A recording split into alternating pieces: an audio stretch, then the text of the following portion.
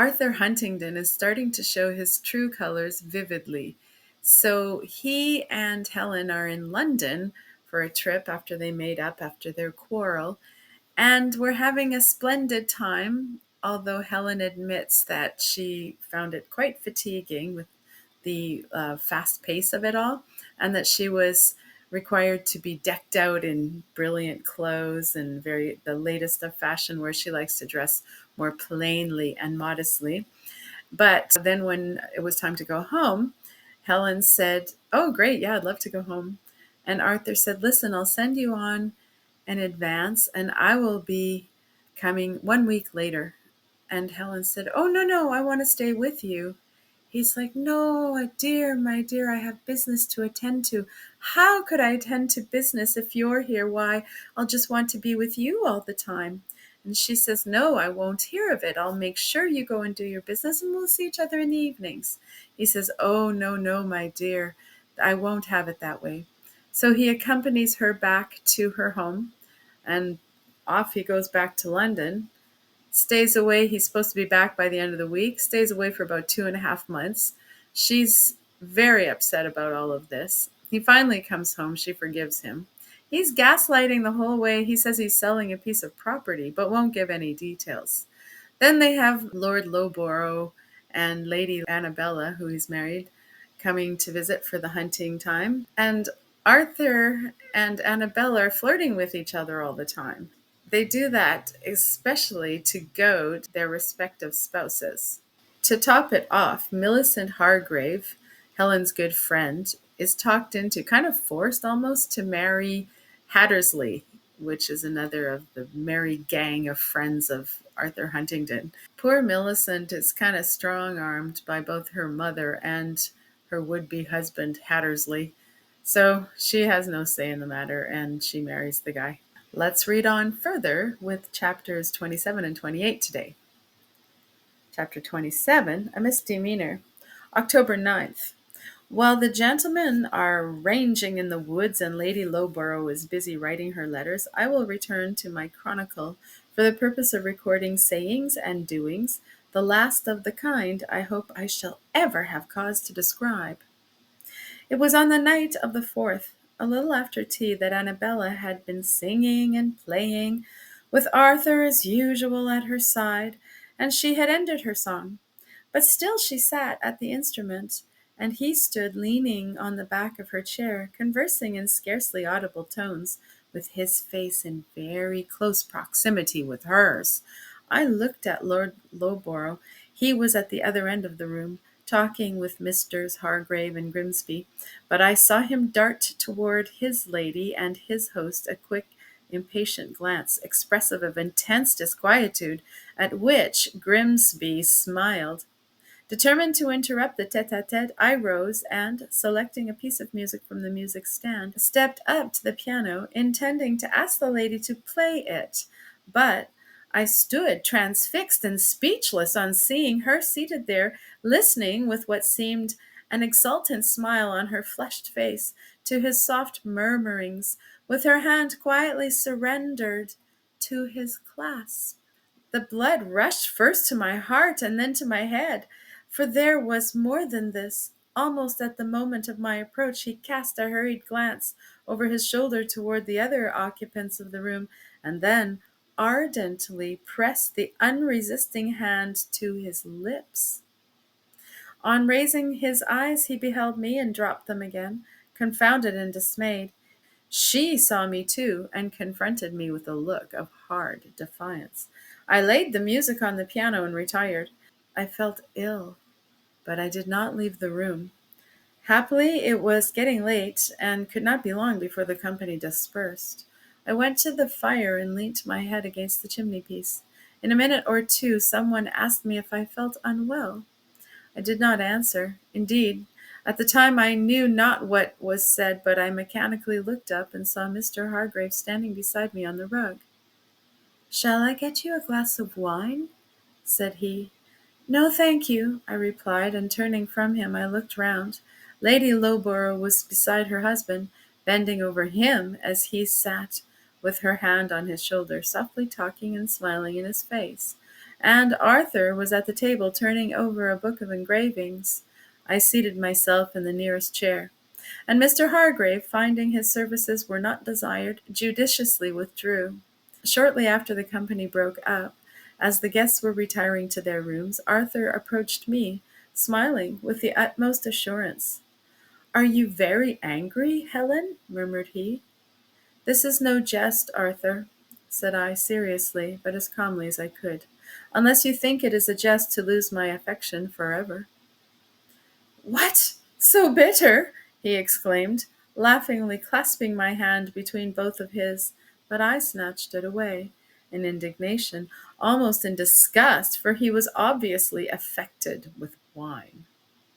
"Then I must go down on my knees," said he, and kneeling before me, with clasped hands uplifting in mock humiliation, he continued imploringly, "Forgive me, Helen!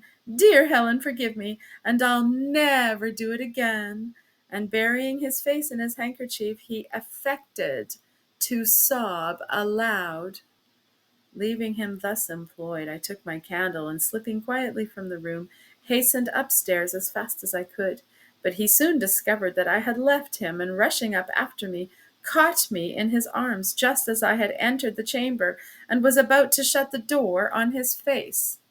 "No, no, by heaven, you shan't escape me so!" he cried. Then, alarmed at my agitation, he begged me not to put myself in such a passion, telling me I was white in the face and should kill myself if I did so. "Let me go, then," I murmured, and immediately he released me. And it was well he did, for I really was in a passion. I sunk into the easy-chair and endeavored to compose myself, for I wanted to speak to him calmly. He stood beside me, but did not venture to touch me or to speak for a few seconds, and then approaching a little nearer, he dropped on one knee, not in mock humility, but to bring himself nearer my level, and leaning his hand on the arm of the chair, he began in a low voice, "It is all nonsense, Helen, a jest, a mere nothing, not worth a thought. Will you never learn," he continued more boldly, "that you have nothing to fear from me, that I love you wholly and entirely? Or if," he added with a lurking smile, "I ever give a thought to another, you may well spare it, for those fancies are here and gone, like a flash of lightning, while my love for you burns on steadily and forever like the sun. You little exorbitant tyrant, will not that—" "Be quiet a moment, will you, Arthur?" said I, "and listen to me, and don't think I'm in a jealous fury. I am perfectly calm. Feel my hand," and I gravely extended it toward him, but closed it upon him with an energy that seemed to disprove the assertion, and made him smile. "You needn't smile, sir," said I, still tightening my grasp and looking steadfastly on him till he almost quailed before me. "You may think it all very fine, Mr. Huntingdon, to amuse yourself with rousing my jealousy, but take care you don't rouse my hate instead. And when you have extinguished my love, you will find it no easy matter to kindle it again." "Well, Helen, I won't repeat the offense, but I meant nothing by it, I assure you. I had taken too much wine, and I was scarcely myself at the time." "You often take too much, and that is another practice I detest." He looked up astonished at my warmth. "Yes," I continued, "I never mentioned it before because I was ashamed to do so, but now I'll tell you that it distresses me, and it may disgust me, if you go on and suffer the habit to grow upon you, as it will, if you don't check it in time. But this whole system of your conduct with Lady Lowborough is not referable to wine, and this night you knew perfectly well what you were doing." "Well, I'm sorry for it," replied he, with more of sulkiness than contrition. "What more would you have?" "You are sorry that I saw you, no doubt," I answered coldly. "If you had not seen me," he muttered, fixing his eyes on the carpet, "it would have done no harm." My heart felt ready to burst, but I resolutely swallowed back my emotion, and answered calmly, "You think not?" "No," replied he boldly. "After all, What have I done? It's nothing, except as you choose to make it a subject of accusation and distress. What would Lord Lowborough, your friend, think if he knew all? Or what would you yourself think if he or any other had acted the same part to me throughout as you have to Annabella? I would blow his brains out. Well, then, Arthur, how can you call it nothing? An offense for which you think yourself justified in blowing another man's brains out, is it nothing to trifle with your friend's feelings and mine? To endeavor to steal a woman's affections from her husband, what he values more than his gold, and therefore what is more dishonest to take? Are the marriage vows a jest, and is it nothing to make it your sport to break them, and to tempt another to do the same? Can I love a man that does such things, and coolly maintains it is nothing? You are breaking your vows yourself, he said indignantly, rising and pacing to and fro. You promised to honor and obey me, and now you attempt to hector over me, and threaten and accuse me, and call me worse than a highwayman. If it were not for your situation, Helen, I would not submit to it so tamely. I won't be dictated to by a woman, though she be my wife. What will you do then? Will you go on till I hate you, and then accuse me of breaking my vows? He was silent a moment, and then replied, You never will hate me. Returning and resuming his former position at my feet, he repeated more vehemently, You cannot hate me as long as I love you. But how can I believe that you love me if you continue to act in this way? Just imagine yourself in my place. Would you think I loved you if I did so? Would you believe my protestations and honor and trust me under such circumstances? The cases are different, he replied. It is a woman's nature to be constant, to love one and one only, blindly, tenderly, and forever. Bless them, dear creatures, and you above them all. But you must have some commiseration for us, Helen. You must give us a little more license, for, as Shakespeare has it, however we do praise ourselves, our fancies are more giddy and unfirm, more longing, wavering, sooner lost and won than women's are. Do you mean by that your fancies are lost to me and won by Lady Lowborough? No, heaven is my witness that I think her mere dust and ashes in comparison to you, and shall continue to think so, unless you drive me from you with too much severity. She is a daughter of earth, and you are an angel of heaven. Only be not too austere in your divinity, and remember that I am poor, fallible, mortal. Come now, Helen, won't you forgive me? He said, gently taking my hand and looking up with an innocent smile. If I do, you will repeat the offense. I swear by— Don't swear. I'll believe your word as well as your oath. I wish I could have confidence in either. Try me then, Helen. Only trust and pardon me this once, and you shall see. Come, I'm in hell's torments until you speak the word. I did not speak it, but I put my hand on his shoulder and kissed his forehead, and then burst into tears. He embraced me tenderly, and we have been good friends ever since. He has been decently tempered at table, and well conducted towards Lady Lowborough. The first day he held himself aloof from her as far as he could, without any flagrant breach of hospitality. Since then he has been friendly and civil, but nothing more, in my presence at least, nor I think at any other time, for she seems haughty and displeased, and Lord Lowborough is manifestly more cheerful and more cordial toward his host than before. But I shall be glad when they are gone, for I have so little love for Annabella that it is quite a task to be civil to her, and as she is the only woman here besides myself, we are necessarily thrown so much together. Next time Mrs. Hargrave calls, I shall hail her advent as quite a relief. I have a good mind to ask Arthur's leave to invite the old lady to stay with us till our guests depart. I think I will. She will take it as a kind attention, and though I have little relish for her society, she will be truly welcome as a third to stand between Lady Lowborough and me.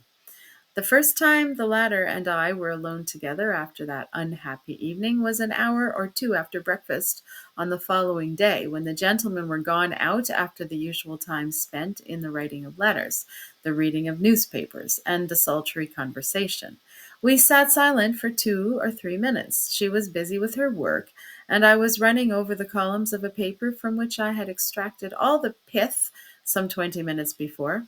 It was a moment of painful embarrassment to me, and I thought it must be infinitely more so to her, but it seems I was mistaken. She was the first to speak, and smiling with the coolest assurance, she began, "Your husband was merry last night, Helen. Is he often so?" My blood boiled in my face, but it was better she should seem to attribute his conduct to this than to anything else. "No," replied I, "and never will be so again, I trust." "You gave him a certain lecture, didn't you?" "No, but I told him I disliked such conduct, and he promised me not to repeat it." "I thought he looked rather subdued this morning," she continued.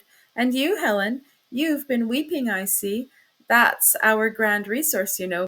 But doesn't it make your eyes smart? And do you always find it to answer?" "I never cry for effect, nor can I conceive how anyone can." "Well, I don't know. I never had occasion to try it. But I think if Lowborough were to commit such improprieties, I'd make him cry. I don't wonder at your being angry, for I'm sure I'd give my husband a lesson he would not soon forget for a lighter offense than that. But then he never will do anything of the kind, for I keep him in too good order for that. Are you sure you don't arrogate too much of the credit to yourself?" Lord Lowborough was quite as remarkable for his abstemiousness for some time before you married him, and he is now, I have heard. "Oh, about the wine, you mean. Yes, he's safe enough for that. And as to looking askance to other women, he's safe enough for that too, while I live, for he worships the very ground I tread on." "Indeed. And are you sure you deserve it?" "Why, as to that I can't say. You know we're all fallible creatures, Helen. We none of us deserve to be worshipped. But are you sure your darling Huntingdon deserves all the love you give to him?" I knew not what to answer to this. I was burning with anger, but I suppressed all outward manifestations of it, and only bit my lip and pretended to arrange my work. "At any rate," resumed she, pursuing her advantage, "you can console yourself with the assurance that you are worthy of all the love he gives to you." "You flatter me," said I, "but at least I can try to be worthy of it."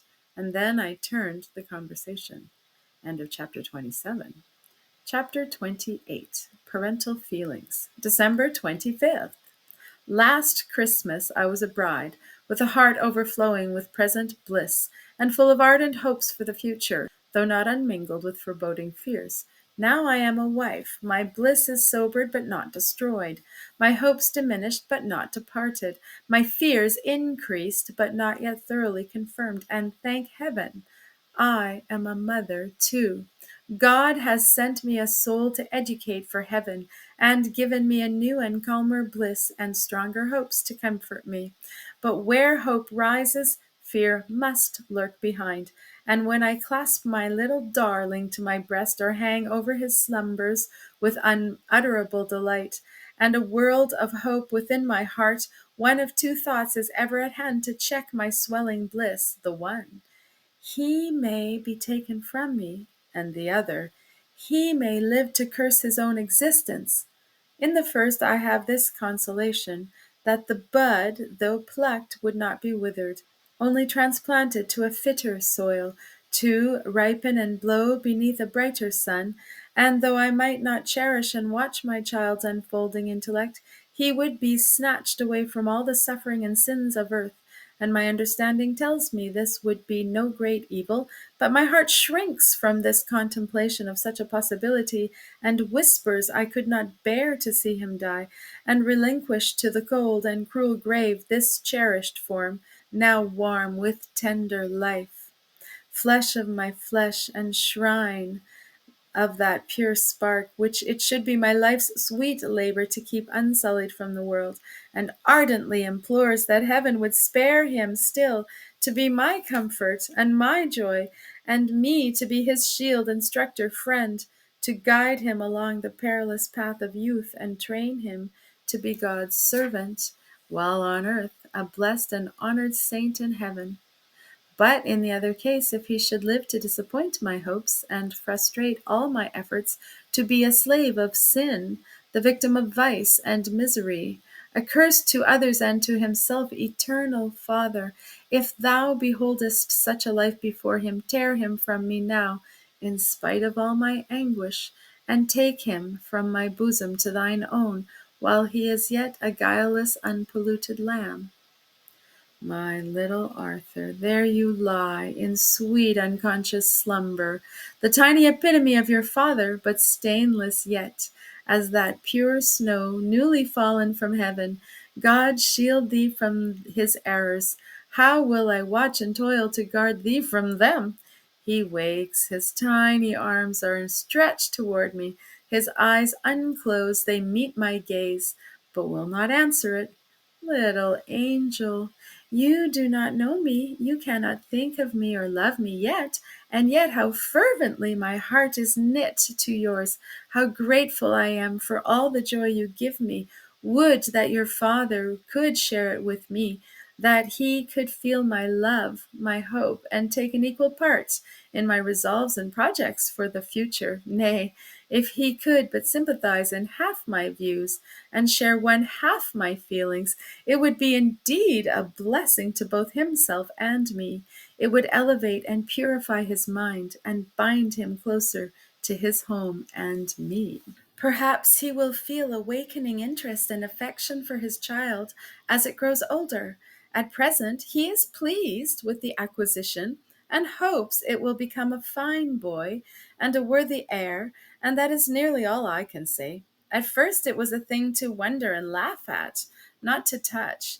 Now it is an object almost of indifference, except when his impatience is roused by its utter helplessness and imperturbable stupidity, as he calls it, or my too close attention to its wants.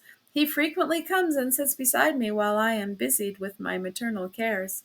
I hoped at first it was for the pleasure of contemplating our priceless treasure, but I soon found it was only to enjoy my company or escape the pains of solitude. He is kindly welcome, of course, but the best compliment to a mother is to appreciate her little one.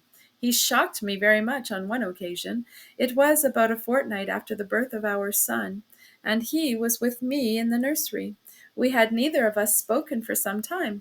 I was lost in the contemplation of my little nursling, and I thought he was similarly occupied, as far at least as I thought about him at all. But suddenly he startled me from my reverie by impatiently exclaiming, "Helen, I shall positively hate the little wretch if you worship it so madly. You are absolutely infatuated about it." I looked up in astonishment to see if he could be in earnest. "You have not a thought to spare for anything else," he continued in the same strain. "I may go or come, be present or absent, cheerful or sad, it's all the same to you, as long as you have that ugly little creature to dote upon, and you care not a farthing what becomes of me." "It is false, Arthur. When you enter the room, it always doubles my happiness. When you are near me, the sense of your presence delights me, though I don't look at you. And when I think about our child, I please myself with the idea that you share my thoughts and feelings, though I don't speak them.